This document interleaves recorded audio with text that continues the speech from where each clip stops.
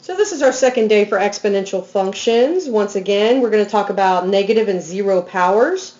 You want to go ahead and label your paper with exponential functions, Unit 4A Homework 2 with the appropriate date.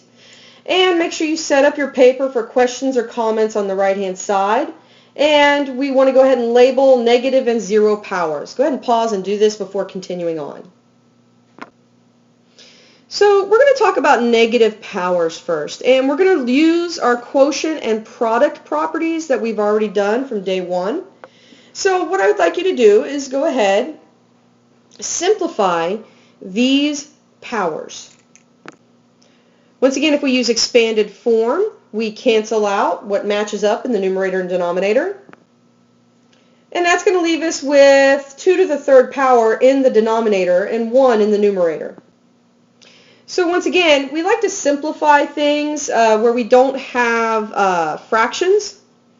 And so we can rewrite 1 over 2 to the third power as a negative power.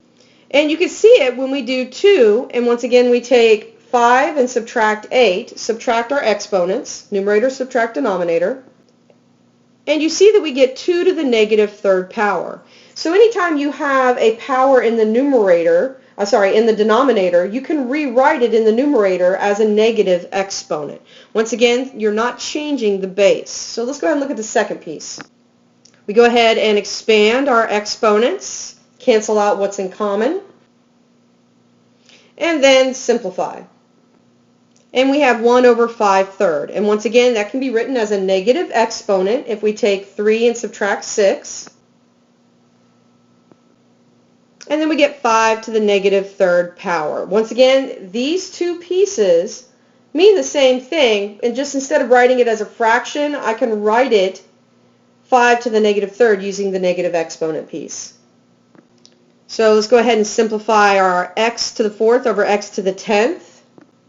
Cancel out what's in common, simplify. We get 1 over x to the 6th. Once again, we can write that as a negative exponent by taking 4 and subtract 10 using our quotient property. And that gives me x to the negative 6th power. Let's go ahead and try our last one. We expand our a's, cancel out what the numerator and denominator have in common, and then simplify. I get 1 over a to the 5th power. Once again, I can rewrite that as a negative. I can take 3 and subtract 8 using my quotient property. And that gives me a to the negative 5th power. So let's talk about what type of rule this would look like when we're talking about negative powers. So basically, if I have a positive power in the denominator, I can rewrite it as a negative power by moving it to the numerator, or a flip, you could say. So let's look at this piece right here. I've got a couple of things going on. I've got multiplication and I've got division. If we write this out, once again, we can go ahead and... So the first thing I want to do is I want to go ahead and put this over 1 to make it a fraction. That way I can simply multiply straight across. And when you multiply straight across, keep in mind you're going to use your product and your quotient properties first. So we have our coefficients, 5 and 3, that we're multiplying. We have our x to the negative 2, x to the 4, and then we have our y, just lining everything up nice and neat. And then down here we have y to the 4th times 1, which is just y to the 4th. Now here's where we want to go ahead and focus on using our product property to do negative 2 plus 4, and our quotient property to do 1 minus 4. And so I have 3 times 5, which is 15. I have negative 2 plus 4, and I have 1 minus 4, using our product and our quotient properties. And that's going to simplify to negative 2 plus 4 is 2. 1 minus 4 is negative 3. And that's going to give me my final simplified answer. Now you may run into where they do not want a negative exponent in your final answer. If that's the case, keep in mind you can always rewrite this, and you can move y to the negative 3 to the denominator part and make it a positive 3. And we'll talk about that more in class when you come to class next. Go ahead and take a moment, pause, copy before moving on to zero powers. So now we're going to talk about zero powers and what a zero power does. Once again, using our quotient power property, we're going to go ahead and simplify. And you notice everything cancels out. Now keep in mind, when everything cancels out, it doesn't mean that it's 0. It means that 2 divided by 2 is 1, 2 divided by 2 is 1. We're left with 1. So when you do 4 subtract 4, you get 2 to the 0 power, which is equal to 1. Same things happens when we go ahead and expand out our 5s and then simplify. You notice everything cancels out, and it equals 1. So when we do 6 subtract 6 by subtracting our exponents using the quotient property, we get 5 to the 0 power, which is equal to 1. And we see the same pattern with a to the third power over a to the third power simplified, and is equal to 1.